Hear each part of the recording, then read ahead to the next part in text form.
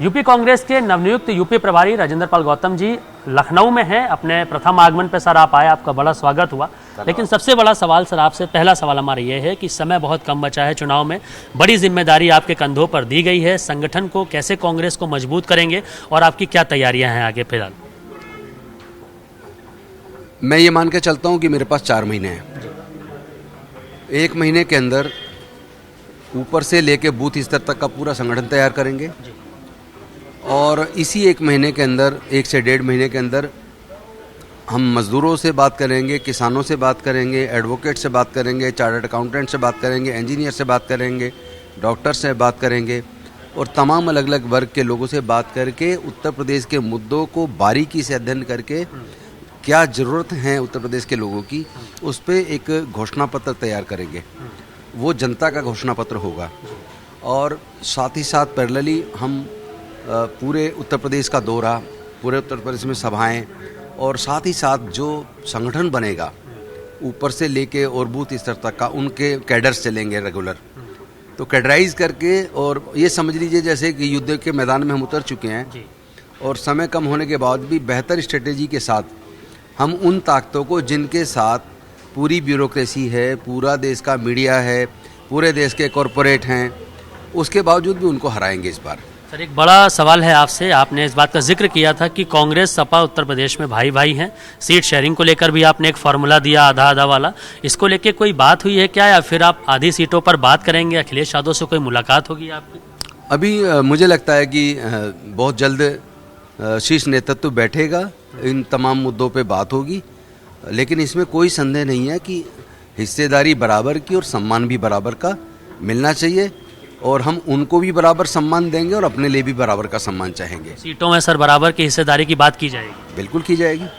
Sir आपको यहाँ पर प्रभारी बना के भेजा गया, एक बहुत बड़ी आबादी है जो कि बहुजन समाज पार्टी के साथ लंबे समय से रही है, SC ST बड़ा वोट बैंक है, कोर वोट बैंक है उनका, क्या उसमें भी सेंध लगाने का कोई प्रयास रहेगा आपकी तरफ? आप इसे सेंध मत कीजिए, सेंध मत कहिए।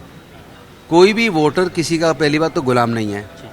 आम जनता के, खासतौर पर जो बहुजन समाज है जिसमें SC ST OBC माइनॉरिटी के लोग हैं, उनकी हकमारी हो रही है। उनके हाथ से शिक्षा छिन गई है, इतनी महंगी शिक्षा हो गई है कि अब वो अपने बच्चों को कोई प्रोफेशनल डिग्री नहीं करा सकते, यहाँ तक कि रेगुलर डिग्री कराने के लिए भी अब लाखों रुपए लगने लगे हैं और सारे PSUs बिक गए, 4th क्लास एम्प्लॉयमेंट पूरा आउटसोर्स हो गया, कॉन्ट्रैक्चुअल एम्प्लॉयमेंट चल रहा है, नौकरियों के अवसर हैं नहीं। जो फाइनेंशियल डेवलपमेंट कॉरपोरेशन बने थे जैसे scheduled caste development finance corporation, वो फेल कर दिए, उसको सरकारें पैसे ही नहीं दे रही है ताकि वो वहाँ से सस्ते दर पे लोन लेके अपना काम कर पाते। तो ऐसे में कोई किसी पार्टी का भी गुलाम क्यों रहेगा? कोई भी नहीं रहेगा। सबको तरक्की चाहिए, सबको अपने बच्चों के लिए अच्छी शिक्षा चाहिए, अच्छा इलाज चाहिए, सबको एम्प्लॉयमेंट चाहिए, सबको स्वाभिमान का जीवन चाहिए। तो अब कोई किसी पार्टी का, कोई ऐसा नहीं है कि किसी पार्टी से कोई बंध गया है। जो जनता के लिए लड़ेगा, जो बहुजन समाज के लिए सामाजिक न्याय की इस लड़ाई को लड़ेगा, वो लड़ता दिखेगा और इसको इम्प्लीमेंट भी करेगा, तो अपने आप समाज उसके साथ जाएगा। और मुझे पूरा भरोसा है कि पूरा का पूरा बहुजन समाज एकजुट होकर कांग्रेस के नेतृत्व में इस देश को, इस देश के संविधान को और लोकतंत्र को बचाएगा। सर कुछ दिन पहले एक डेलीगेशन कांग्रेस का बहन जी से, मायावती जी से मिलने गया था और कहा गया कि उनका स्वास्थ्य कैसा है ये पूछने के लिए हम गए हैं, मुलाकात नहीं हो पाई थी। क्या प्रयास है उनसे भी किसी तरीके की बात करने की? क्या आप चाहते हैं कि बहन जी भी आपके साथ, क्योंकि भाजपा के विपक्ष में है, वो आ जाएं तो और आप मजबूत होंगे? क्या किसी तरीके की मुलाकात, बात का आपका प्रयास रहेगा? देखिए, मेरा एक स्पष्ट मत है कि जो लोग इस देश के संविधान में और लोकतंत्र में भरोसा करते हैं, जो लोग खुली आंखों से देख रहे हैं किस तरह सुप्रीम कोर्ट, हाई कोर्ट के जजेस के अंदर भी दबाव दिखता है, उनके निर्णयों में कई बार लगता है जैसे वो एप्लीकेशन ऑफ माइंड के साथ जजमेंट्स नहीं कर रहे हैं, कहीं ना कहीं उनके ऊपर दबाव है।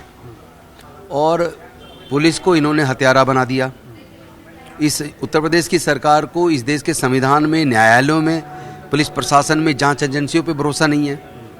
ये चंदा चोर लोग नहीं है केवल, ये केवल लोगों की आस्था की हत्या नहीं करते, ये दूसरी पार्टियों के विधायकों को भी चुराते हैं, सांसदों को भी चुराते हैं, अब तो पूरी पार्टी चुराने लगे हैं।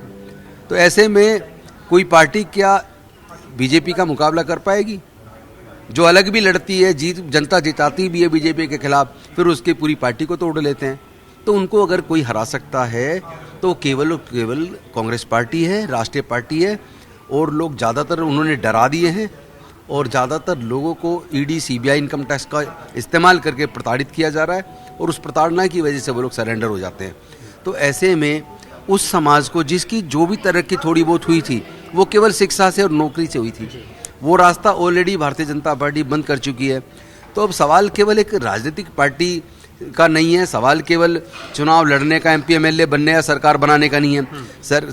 सवाल तो ये है कि क्या ये देश जो बड़ी मुश्किल से जिसको आज़ाद कराने में लाखों लोगों ने कुर्बानी दी थी, वो देश, उस देश का लोकतंत्र और संविधान बचेगा कि नहीं बचेगा, ये महत्वपूर्ण है। और इसके लिए मुझे लगता है जो संविधान में भरोसा करते हैं, लोकतंत्र में भरोसा करते हैं, उन सभी दलों को इंडिया गठबंधन में आकर और इस देश को बचाने की लड़ाई को लड़ना चाहिए। सर आखिरी सवाल है, और सबसे बड़ा मुद्दा जो सिर्फ देश ही नहीं पूरे दुनिया भर में चल रहा है, अयोध्या में चंदा चोरी का मामला। कांग्रेस भी बड़ी मजबूती से इसका पक्ष रख रही है। कुछ लोग गिरफ्तार हुए हैं, कुछ जेल भेज दिए गए हैं, कुछ से पूछताछ करी, बड़े नाम भी इसमें सामने आ रहे हैं। आगे कांग्रेस का इस पर क्या स्टैंड रहने वाला? देखिए, एक बात तो हम स्पष्ट जानते हैं, मंडल के खिलाफ आडवाणी जी कमंडल यात्रा लेके निकले थे और उस वक्त हमने सुना कई लोग जो विश्व हिंदू परिषद के बोलते थे कि 1400 करोड़ का चंदा इकट्ठा हुआ था, और वही लोग बोल रहे हैं कि उस 1400 करोड़ के चंदे का अता पता नहीं है। कितनी ईंटें इकट्ठी हुई थी उसका कुछ अता पता नहीं है, कितनी ज्वेलरी लोगों ने डोनेट की थी उसका कुछ अता पता नहीं है।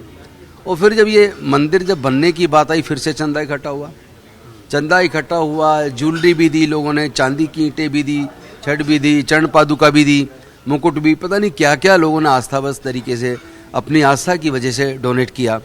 लेकिन आप एक चीज़ देखिए कि हमारे मोदी जी और जो हमारे देश के प्रधानमंत्री हैं या भारतीय जनता पार्टी, ये इस देश के दलितों से, आदिवासियों से नफरत करती है। क्योंकि जब इस मंदिर का शुरुआत में शिलान्यास हुआ, उस वक्त देश के राष्ट्रपति थे रामनाथ कोविंद। रामनाथ कोविंद जी को दलित होने की वजह से इन्होंने नहीं बुलाया, और जब मंदिर बन गया और उसका उद्घाटन होना था तो उस वक्त राष्ट्रपति एक आदिवासी महामहिम राष्ट्रपति द्रौपदी मुर्मू जी, उनको भी उन्होंने नहीं बुलाया। और जो इसका ट्रस्ट बना, उस ट्रस्ट को बनाने का काम वो भी नरेंद्र मोदी जी ने किया, उसका एसओपी बनवाने का काम वो भी नरेंद्र मोदी जी ने किया। तो और सारा सिस्टम जब मोदी जी कर रहे हैं तो इसका मतलब चंदा चोरी भी फिर कहीं और नहीं हो रही, ये जिम्मेदारी उन्हें लेनी पड़ेगी। नहीं तो उनको खुलासा करना चाहिए था, अभी तक वो चुप्पी साधे में बोल ही नहीं रहे। आपकी चुप्पी से काम चलने वाला नहीं है, देश आपके बारे में जान चुका है।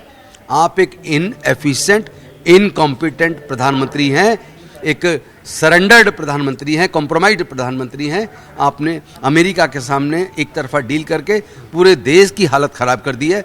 देश आपसे मुक्ति चाहता है। बहुत शुक्रिया हमसे बात करने के लिए। तो राजेंद्र पाल गौतम पूरी मजबूती से बूथ स्तर पर कांग्रेस को, अब संगठन को मजबूत करने का काम करेंगे, और इनका कहना है कि उत्तर प्रदेश में आधा हक पूरा सम्मान से लिया जाएगा। कैमरा गिरीश के साथ मयूर शुक्ला, जी मीडिया, लखनऊ।